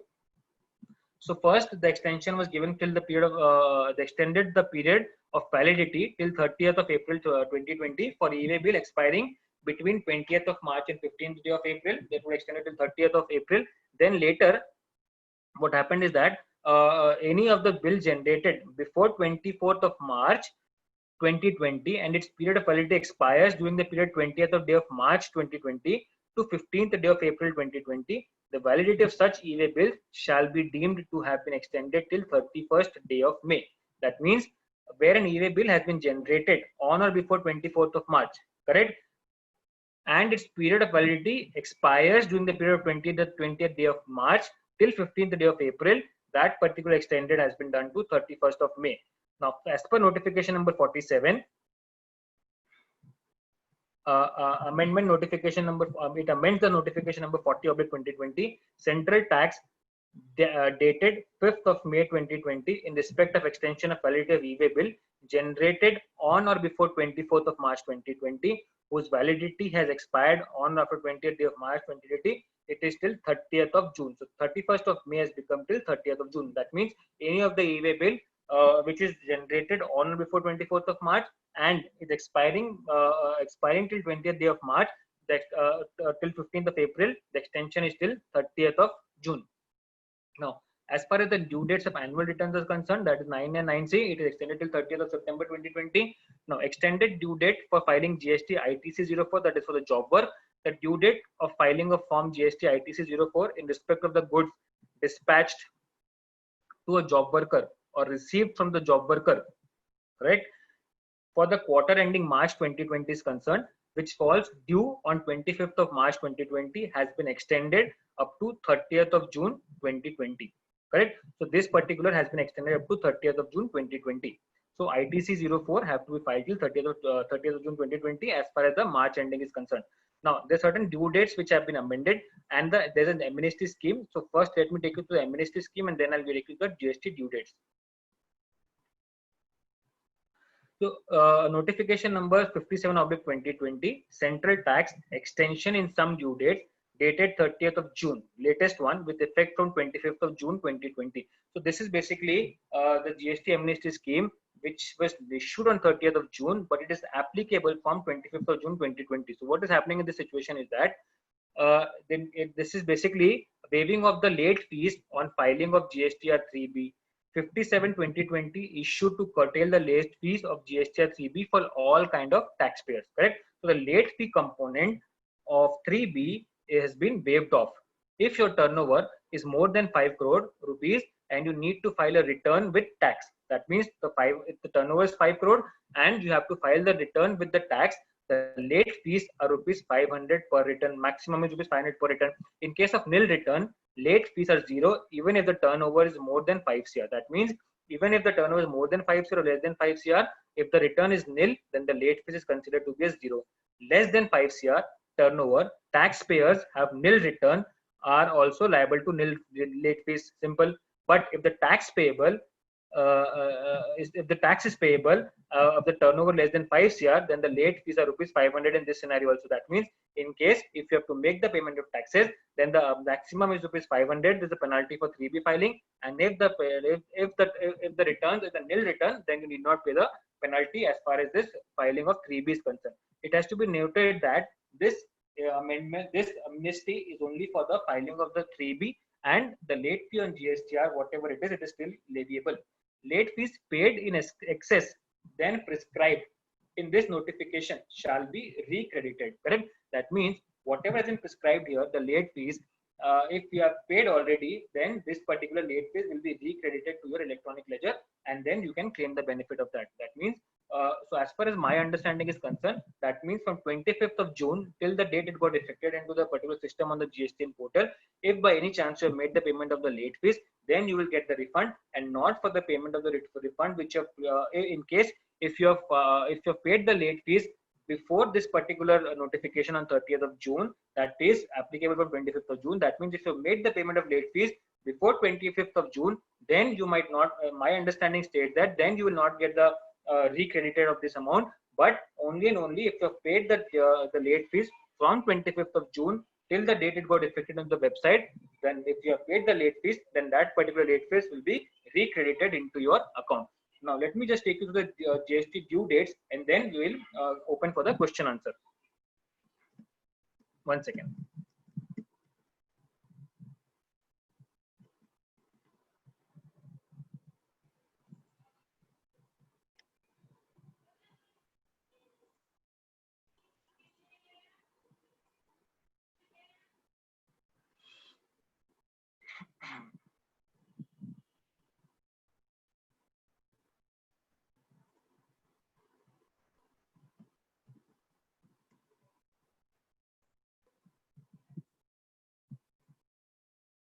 So as far as the due dates are concerned for 3B and GSTR 1, let us just understand what are the various due dates because there has been a lot of changes. So I'll just take you through one or two examples, and rest is all self-explanatory. So we need not spend a lot of time into this.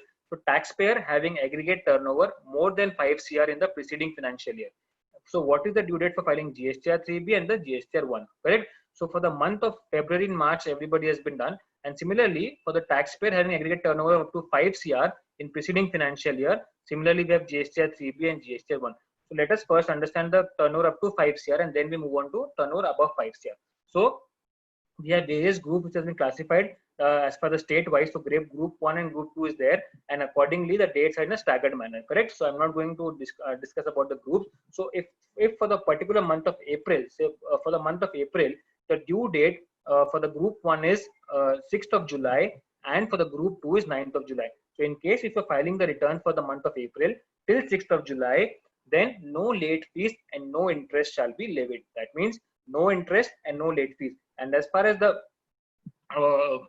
this particular penalty is concerned, you have to look in for the notification number 57 as far as 3B is concerned. Correct. So what does notification number 57 states? That maximum penalty in case of nil refund if filed till 30th of September, nil, and in case of penalty in case other than the nil return, it is 500 rupees per return. Correct. So that is what is applicable as far as the penalty is concerned. So no late fees and no interest if it is filed by 6th of July or 9th of July respectively.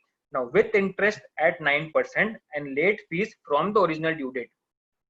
Correct. So what will happen is that in case if you're filing the late fees, in case if you're filing the return later than this particular date of 6th July, that is on 7th July you're filing, then the interest will be applicable at the rate of 9%, and the late fees will be applicable and the late fees also will be applicable, which is given here is rupees 500 to the maximum, and this will apply from the original due date of your return filing. What is the original due date? From that particular date you will have to calculate the interest and as well as the late fees.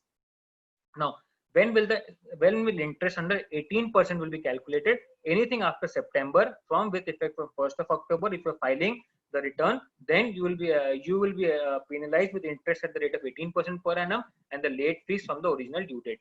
As far as the GSTR 1 is concerned, the due date are basically with a quarterly basis are 3rd of August as far as the April, May, June is concerned. So similarly, this has been given as far as the interest at 9% and 18% given. There's also one clarification. We'll look into this in 1 minute's time. And as far as the turnover of more than 5 crores is concerned in the preceding financial year, for the month of April, you have to file the return by 4th of June, and with no late fees, but interest at the rate of 9% is applicable. If you're filing from 5th of June to 24th of June, with effect from 25th of June, interest at the rate of 18% and late fees from the original due date. And as far as the 1 is concerned, it is on the 24th of July 2020. You have to file the GSTR 1. Let me just take you through this one clarification. How do you calculate the interest as well as this particular late fees, which has been given by the department?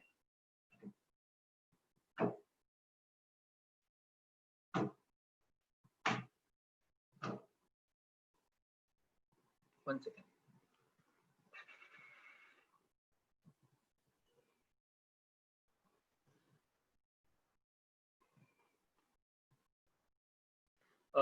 In the meantime, Deepak, I'm open to question. Let me just open that particular file because I've changed the laptop.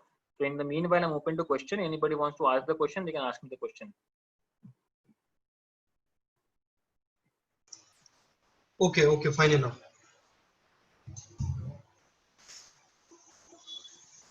So participants, if you have any questions, kindly write the same in the chat box first, and then I will unmute you, and then I will let you ask the question directly to Ankit ji.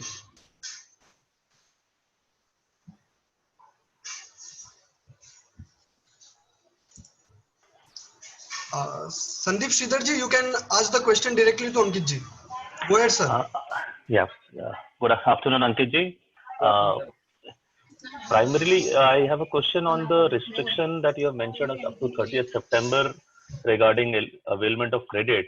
Now, what happens if somebody is following cash basis or if the bill is accounted in the next financial year? So does it move to the next September or does it still remain?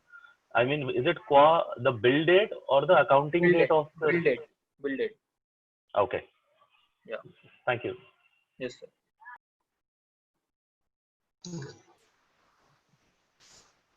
Okay, the next question is from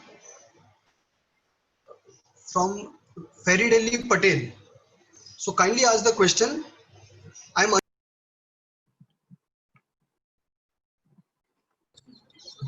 Good afternoon. Good afternoon, sir. Can you hear me? Yes, sir. Now, see, one of my clients has spent money on the printing of label, banner, sticker for the COVID purpose for their factory and offices. So the corona doesn't spread. All the directions, what are the do's and do nots. So whether these expenditure are eligible for input credit. So section 16(1). There's a typo, sir.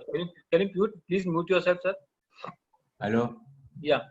So section 16, subsection 1, it is for the furtherance of business because you're trying to explain to the people who are coming near your office or factory. And section 17(5) does not specifically restricts that particular eligibility. So hence you can claim the ITC as per my understanding. Is it clear, sir? Farid Patel ji, it is clear? Hello? I guess he's not able to listen. Hello. Yes, sir, it is clear, sir. Yes, sir. It is clear. My query is solved. Thank you. Okay, thank you very much. Okay, the next question is from Anjali Gatkar. Anjali Gatkar, you can go ahead. Hello. Hi, Ankit. Anjali here. Hi, ma'am. Hi. I time reversal of ITC which we are discussing in case of destroy of goods or in case of pharma companies. What is the time limit for reversal of that ITC? No, time limit is basically depending upon the which kind of goods it is, whether it is input services. So there's no specific time limit mentioned in the law, but then there can be certain. Okay. Hello. Hi, yes, listening. Yeah. So there's no specific time limit. So basically, what is happening because of there's a lot of echo. Can you just mute yourself? Okay.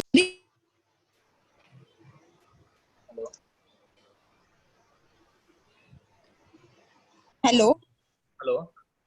In the very next month, we can reverse the ITC where we are reverse destroying the goods. Yes. Okay. Thank you. Okay. Ankit, the next question is from Shrikant Maheshwari. So Shrikant, you can go ahead and ask the question to Ankit. Hi, Ankit. My question is related to the present situation of COVID. Yes, so everyone is working from home. Yes, and in a GST certificate, the location is given as, our office. Right. So can the assessing officer, after say 3 or 4 years, disallow input credit saying that this was not claimed in your place of business and since you were working out of home and it was a lockdown? No. So the expense is related to what? So I mean, any input credit saying the, any input that I'm getting right now, the rent for the office I'm paying, I'm not using that office right now. Right. Then suppose from some professional fees I'm taking, but that is not from my place of business. It is from my house. I mean, this is a very far-fetched thing, but are given assessing officers. I understand what you're coming through, but then due to the situation of COVID, we can expect a particular circular also in this particular regard, because the place of business. But here, what is happening is that you're conducting the business from somewhere else, and your place of business, whatever you're doing, is the same place. So as far as this particular thing is concerned, I don't think so there will be an issue from the department point of view. Hopefully, it should not be. I mean, that's the because it is for the business what we are doing it, and so whatever expenses you're doing it is for the business. Suppose if you're outsourcing certain work to a particular client, correct? And if you're doing some work remotely for you, even if your office is starting, then also those expenses are eligible, right? Yeah, but I mean, because I mean, the department can just take a very bad view. I mean, this is because the language says it's from place of business. I mean, I know. I agree. I mean, it's because sometimes, I mean, right now the people are working outside, I mean, out of town as well. Yes, so it's correct. not, I mean, not even, let's say, Bombay person might be working from Jaipur and he cannot access his office, and that's a known fact. So, I mean, that's the only question I had. It's okay. Thank you. Yes, thank you. Okay, Shrikant, the next question is from Rajeshji Podar. So, Rajeshji, I'm unmuting you. Sir, I have a question regarding this export of services and export of goods. You have to file this RFP 01. What is the time limit? For example, if financial year 17-18, if a client is not filed RFP 01, can we file it now or is it time barred? No, for the RFD 01, 2 years has to be calculated from that particular date of export. So time bar or still we can file? It is time barred from the date of that particular export when you have exported. You have to file it within 2 years. If you have not filed it within 2 years, then it is time barred. So financial year 18-19 is also time bar, or that we can file? The transaction, the date of the transaction when you have exported. From the date of the. Yes, from that particular date you have to calculate 2 years. Okay, sir. Yeah, thank you. Thank you. Okay. Any more questions? Kindly raise your hands, please. Kindly raise. Ankit, my one question regarding notification 55202. That 17, 18, 18, 19 return to be filed now with 500 late fees. Yes, sir. So whether ITC will be available or not. Secondly, if ITC is not available, then the interest will be charged on gross or net. ITC on what, sir? This late return filing, say if somebody has missed the return for say from September 18. So, and now he can revoke the cancellation and he can file the things, no? So if the registration is cancelled, you're not eligible to claim the ITC. If the registration is on hold for some reason and it is not cancelled, then you can avail the ITC. Else you cannot avail the ITC. But it's a late also, then also it will be available? Yes, because you're a registered person. Achha, no, but suppose it's for the financial, so 18, 19, September, the date has been gone. Now we are filing with 500 rupees late fees. Then that ITC will be eligible. For 17, 18, if you're filing the return, the date of availing the ITC has lapsed. For that particular period, you cannot avail the ITC because it has been lapsed by the time barring provision. Okay. But if it is for some other periods and if it is falling under the 16.4 limit, then you can avail the ITC. Ankit, I have a question here. Is that, say for example, in the financial year 17, 18 and 18, 19. So if by chance, if the supplier has not filed the GSTR1 properly and has not included the invoices properly in GSTR1, okay. So can the recipient still take the input credit of that on the basis of the invoice, or is it compulsory to get that thing done in 2A only? Only in 2A you can take it. So what is your take on that? As far as 17, 18 is concerned, there was no condition mentioned for 110% or 120% of the ITC. Correct. So what was assumed is that I have discharged my duty while filing the returns, by accepting the goods received and having the taxable invoice. And it is the duty of the supplier to file those particular GST amount to the department, to the exchequer. So there is not under my control. What I have done it. And during that period, the section particularly does not state that when a particular supplier has to pay the particular tax amount. So I will always say as a recipient that he will pay, he is not absconded. Provided if he is absconded and that particular authorized officer, what he will do is that he will intimate to all the officers to whom he has made all the officers of the persons to whom he has made the supplies who are claiming the ITC. And if those officer will then tell the recipient that that particular guy has absconded, now there is no chance that he will make the payment, and hence this particular ITC will have to be reversed. This is my stand as far as the 17-18 is concerned. Okay, and what about 18-19 then? The same stance will be there, or the thing is that the rule of 20% and 10% has come from, I guess, from November September 2019. Yes. So okay. So even the year of 18-19 has lapsed. Till September, August. My stand is that only, but from after August, it is not advisable to take on that stand. Okay, fine enough. So I'm having some more questions. CA Mohammad Ali Sakaria has a question. Mohammad Ali ji, I'm unmuting you. Kindly go ahead and ask your question, please. Good afternoon, sir. Good afternoon, sir. My question is regarding supply to EOU. So, if my client is based in Maharashtra, and the EOU is also based in Maharashtra, so can we take refund of ITC as well as the liability which we have paid in 3B? Can you repeat again? So, on supply to EOU, we charge GST, and Correct. I have paid on 3B. So can You I have paid claim ITC. refund? Can I claim refund on payment of my liability as well as ITC for that goods? How can you claim for the? So it is basically what has happened is that while you're making the payment under 3B, Yes. you're going to claim the set off of the inputs. Then only you make the payment under 3B.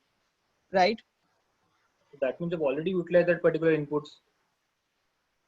Okay, that way. So ITC cannot be because when I was reading the flyer of deemed export, there it was given that we can also claim a refund for ITC provided we have the credit if it is unutilized. So I have a lot of unutilized credit.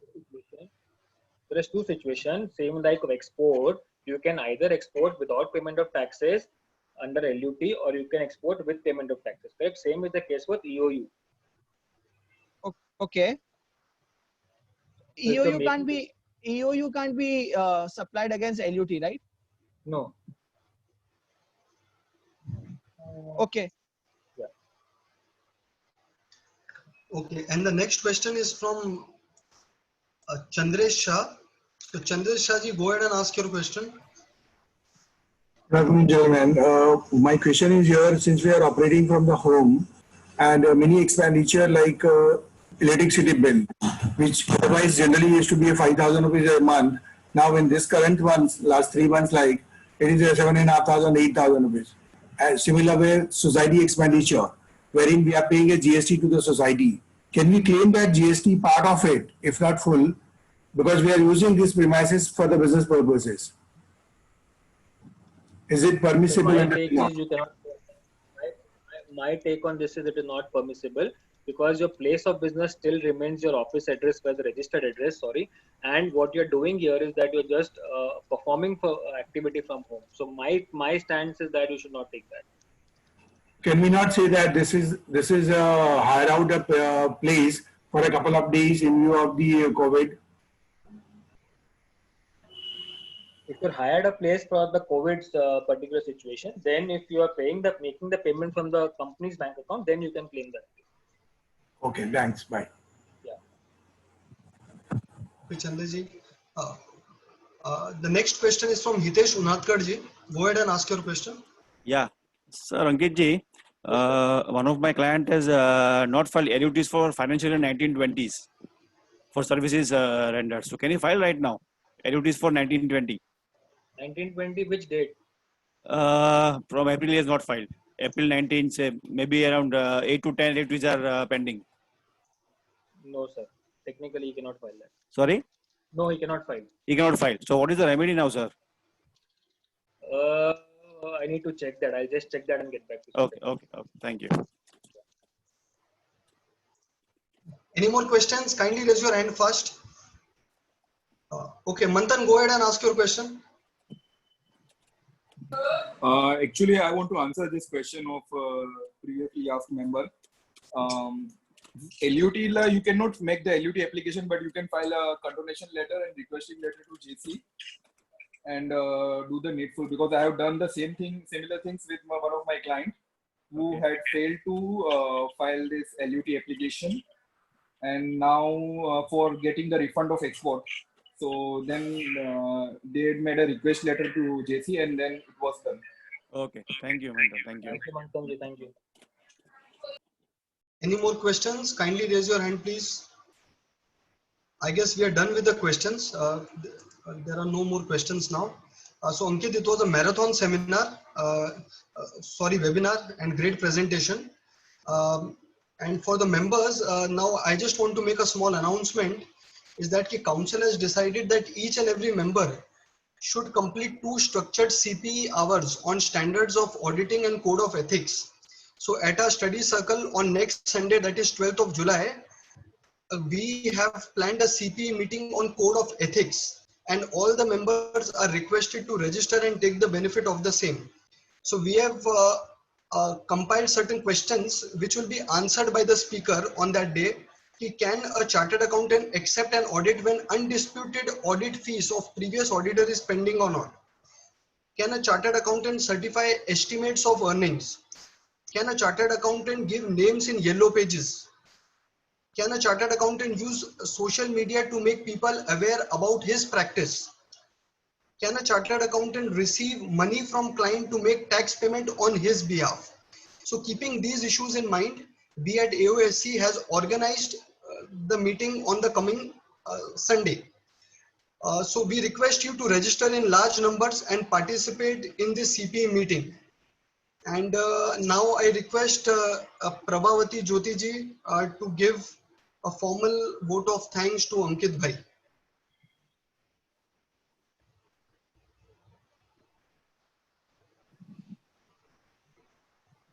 Prabhavati Saroj ji. CP काट लेना. CP काट लेना. Actually, you can conclude, Deepak. She is not there. Okay, fine. Ankit, it was a marathon, means like a webinar, means a great energy and great pictorial representation. And we as conveners and deputy conveners are having a track of all the participants who are coming and going out. But I am happy to announce you that the participants who entered on 10:30 are still in same numbers at right now also. So that means you can see that how the participants were glued and were listening to you. So it was a great thing, great pictorial representation. The topic, it was a very vast topic, and you covered it very fantastically. So we are very grateful to you that you have come and you have given your time here, and we look forward to hear you in near future. And as far as all the members are concerned, today is a rainy Sunday and pleasant Sunday. So enjoy the Sunday, have good lunch, and we'll see you next week. And I also want to announce you that we will be sending you the Google form. So please write down any of the questions if you are having as far as code of ethics is concerned. So please write down all the questions so that we can send those questions to the speaker in advance and they can be well prepared with the answers. Okay, thank you very much. Have a nice Sunday and enjoy. Thank you, Ankit, and thank you everybody. Thank you. Thank you everyone. Thank Thanks. you, Deepak. Thank you, Amit ji. It was a wonderful exposure you had given us to me. And just one request, Deepak. Yes. If you can just share my number in the group, because I just keep on sharing the updates. If somebody is interested, then I will add them into the broadcast. Yes, sure. I will do that, Ankit. 100% I will do that, Ankit. Thank you. Thank you. Thank you. Okay. Okay. Right.